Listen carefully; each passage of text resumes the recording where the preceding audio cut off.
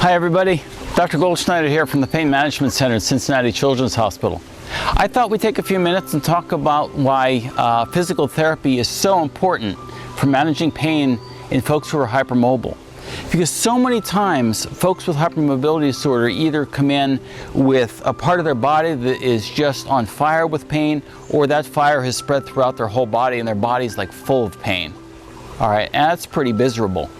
Now, the image I like to share with folks is a sink, a full sink. It's like your leg or your arm or your whole body is like a sink full of pain, and you'd like nothing more than to pull the plug and let it all drain out. But like that sink, there are two things that can go on. One is it can be just sitting there, you can pull the plug and it can empty. That would be great. But what about that sink? If that sink has a reasonable plug, but when you go to pull it, someone turns the tap and those faucets are running full blast and as much water is coming in as it's draining out, does that sink empty? No, it stays about the same. So what happens when you have hypermobility problems? All right, your joints are constantly getting tweaked, either in small ways or big ways. There's constantly new pain. So you could take a medication and that pain that's already in that sink could get a bit better.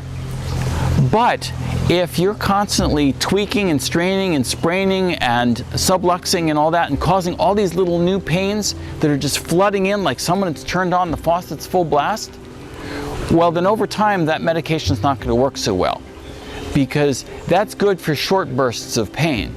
All right, so all those traditional pain medications work great when the pain's only going to last so long and there isn't going to constantly be new pain coming in.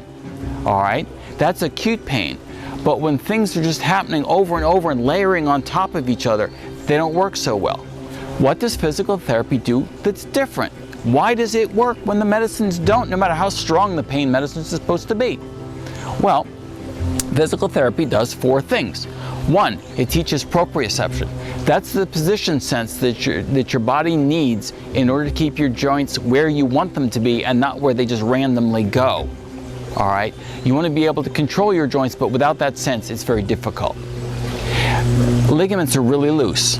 All right, that's part of being bendy and having hypermobility. You need the muscles to back them up, all right, and to reinforce them so those joints can stay in the right position. All right, it takes a certain amount of strength. Three, that strength needs to last all day. All right, having it just be strong for 5 minutes a day, 20 minutes a day isn't gonna do it. All right, they need to have good endurance. And physical therapy works on that also. Now lastly, you can have all that, but if you've gotten into bad habits about how to stand or sit or work at the keyboard or lift things, carry them, whatever it might be, then you're going to injure yourselves and new pain is going to be created. So physical therapy works on those four things. Those four things are like turning off the faucet. Now your nervous system can heal from some of that older pain that's been sitting there for a long time. It's slow, all right? I can't tell you otherwise. It can be a slow process. But the reason we really push for maximizing function and for doing physical therapy is to get those four things active in your body to turn off that faucet. And like that sink, you turn off the faucet, now there's a chance of emptying it all out. So I hope that's a useful image to keep in mind when we talk about physical therapy in our clinic. Our physical therapists are awesome and will work really, really hard with you. And if you work every day working on your physical therapy and you learn those four things really, really well, I think that your sink of pain can empty out a lot faster. This is Dr. Ken Goldschneider signing off. We'll see you next time.